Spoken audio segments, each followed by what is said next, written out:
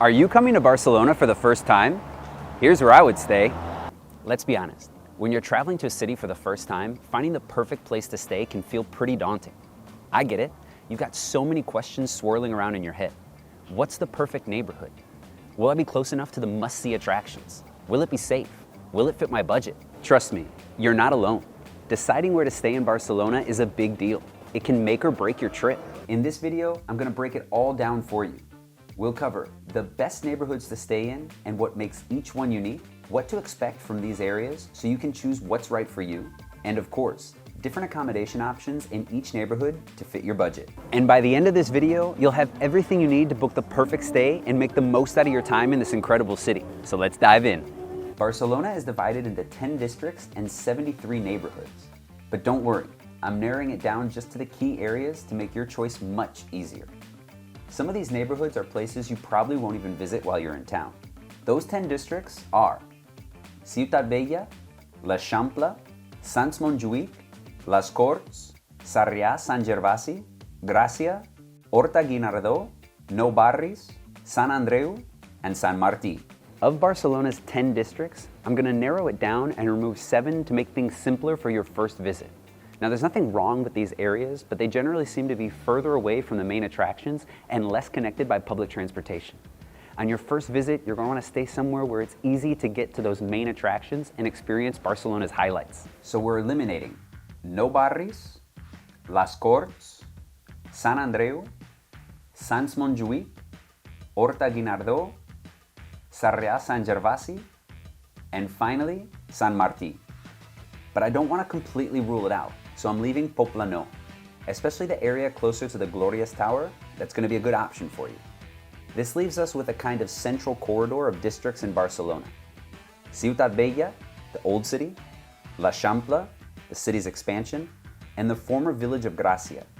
From these areas, walking to many attractions is completely doable, and you'll be incredibly well connected by public transportation, making it easy to get wherever you need to go. We'll start at the beginning with the Old City, or La Ciutat Vella. As the name suggests, this is the oldest part of Barcelona and was the entirety of the city up until 1854, when the medieval walls finally started to be torn down. You can still see this historic division if you look at a map of the city today. The Ciutat Vella is made up of 4 distinct neighborhoods: the Gothic Quarter, Sant Pere, Santa Catarina y la Ribera, El Raval, and La Barceloneta. Out of these 4 neighborhoods, I don't really recommend staying in La Barceloneta or El Raval. While Barceloneta's beachfront and the W Hotel's amazing views are tempting, its charm lies in feeling almost separate from the rest of the city, which can make getting to other areas feel further than it actually is.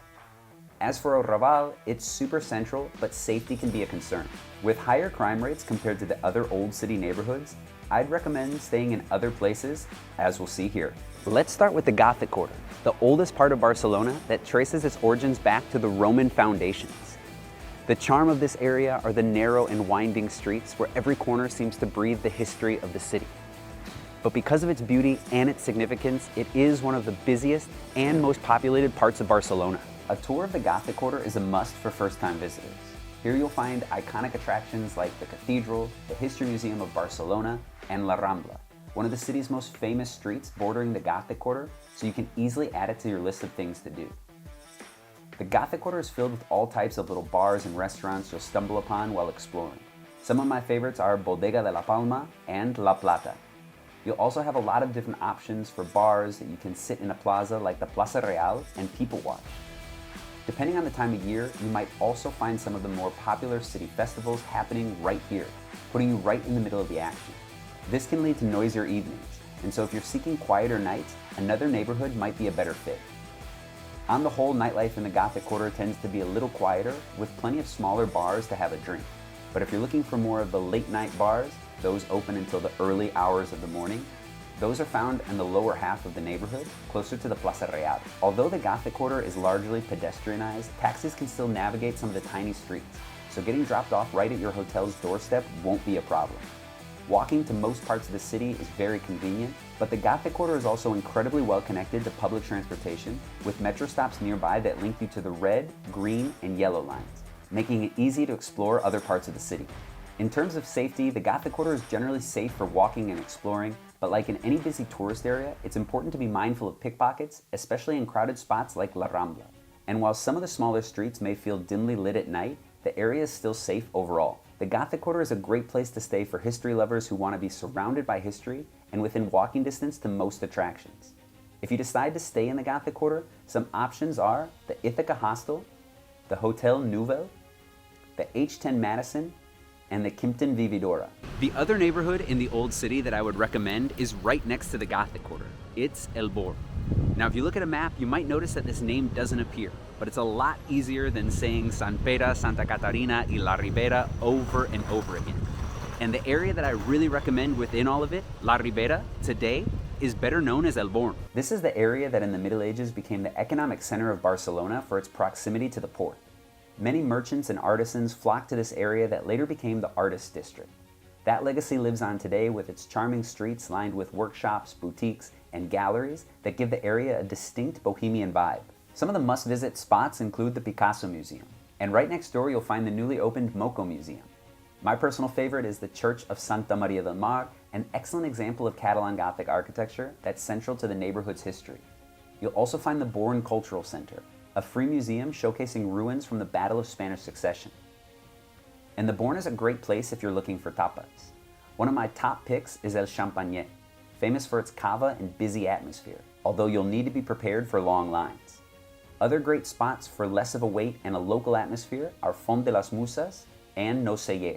As the evening rolls around, El Born transforms into a popular nightlife spot. The Passeig del Born is lined with cocktail bars like Mírame Lindo and Savage, and if you're up for something special, Paradiso is one of the top bars in the world, and it's just around the corner.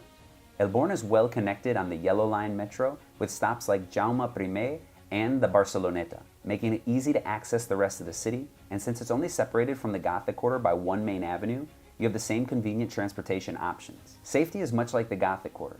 It's important to be mindful of your belongings, especially at outdoor terraces and in the quieter back alleys at night. El Born is ideal for travelers looking for historic streets, a bohemian nightlife vibe, and an artsy atmosphere. Plus, it offers some excellent hotel options to suit a variety of preferences. You've got the Safe Stay Barcelona Gothic, the H10 Moncada, the Borneta, and the Grand Hotel Central.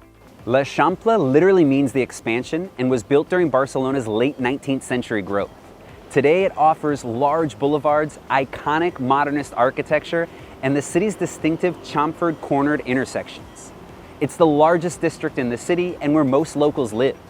Compared to the old city, it's going to offer you much more space while still being connected to some of Barcelona's major attractions and is really well connected on that public transportation.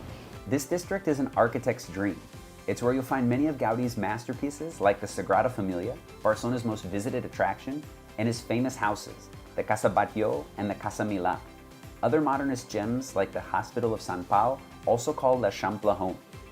For first-time visitors, I recommend focusing on the central corridor of l'Eixample for its convenience and easy access to public transportation.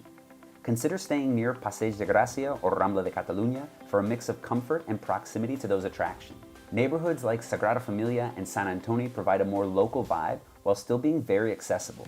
Covering such a large area, l'Eixample's dining scene is vast, and my map of Barcelona includes some top picks to help you navigate it. Favorites of mine include Cerveceria Catalana, where ordering off the daily tapas menu is a must, and Ole Mallorca, just a block from Sagrada Familia, yet a hidden gem with an excellent menú del día. Over in Sant Antoni, check out that local market and trendy restaurants along the Parliament Street. The nightlife in Eixample is diverse.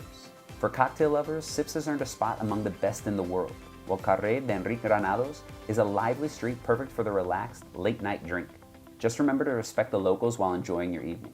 Shoppers will love l'Eixample's mix of local boutiques and luxury stores, especially along that Passeig de Gracia. From l'Eixample's central location, you can walk to the major attractions like the Sagrada Familia and the Old City, including the Cathedral of Barcelona, in under 20 minutes. For further destinations, the district is incredibly well connected with metro stops like Diagonal and Plaza Catalunya linking to nearly every metro line and several train routes. Safety in l'Eixample is generally excellent, but always stay mindful of pickpockets, particularly in those metro stations and around the tourist hotspots.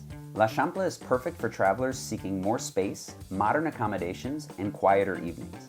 Its balance of convenience, safety, and charm also makes it an ideal choice for families.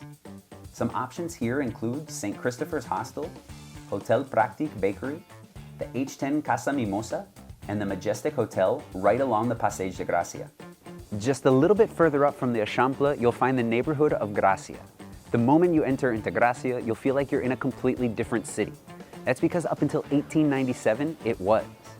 Known as La Villa de Gracia, this neighborhood maintains its unique charm and chill local vibe while still offering access to the main city below. While Gracia doesn't have as many big-ticket tourist attractions, the ones it does have are significant. Park Güell, perched atop the neighborhood, offers incredible views of the city and draws nearly 3 million visitors a year. You'll also find Casa Vicens, one of Gaudi's earlier works, tightly nestled within Gracia's narrow streets. Gracia is a neighborhood that thrives on its community squares, which act as lively gathering spots filled with bars and restaurants. Some of my favorite squares include Plaza de la Virreina, Plaza del Sol, and the historic Plaza de la Villa de Gracia, where you'll see the Old Town Hall. And if you're into international cuisine, Carrer de Verdi, one of Gracia's main streets, is lined with diverse dining options. For shoppers, Gracia offers unique items and local boutiques. It's a pedestrian-friendly area with fewer cars, making it perfect for a leisurely stroll. Though buses here tend to cater to locals and are smaller, you'll still find great connections via the green and yellow metro lines, as well as a train stop that links directly to Plaza de Catalunya. Gracia is a very safe neighborhood and has a lively nightlife scene. The local bars are chic and inviting, offering great options to unwind. La Graciosa has a hidden garden in the back for wine lovers, while the historic Bar Canigó is perfect for a late-night drink. While there are fewer hotels in Gracia compared to other parts of the city, it's an excellent choice for travelers who want to experience a more local vibe without straying too far from the city center. Gracia is ideal for those seeking charm, authenticity, and a more relaxed pace during their stay in Barcelona. Some options in the neighborhood include Generator Hostel, La Casa del Sol, Casa Gracia, which offers a wide range of different options for different budgets, and Casa Fuste. The one area that falls slightly outside of our central corridor, offering a quieter and less crowded stay, is the poblenou. Literally meaning the new village, the poblenou used to be Barcelona's old industrial center, known as the Catalan Manchester.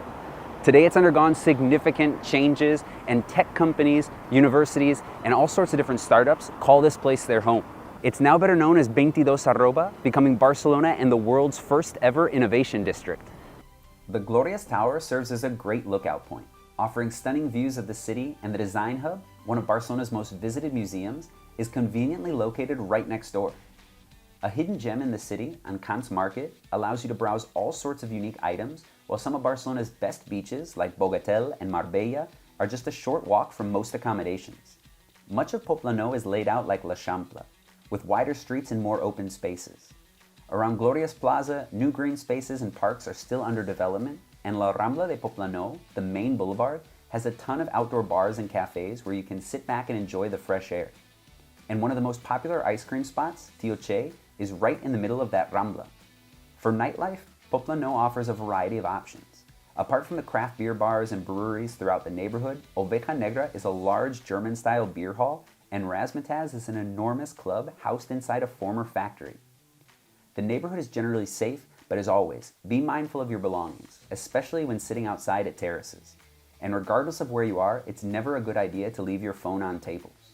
Public transportation in Poblenou is well connected. From Gloria Square, the red metro line runs directly across the city, and trams head into the Eixample district. The yellow line runs along the coast, making it easy to access those beaches.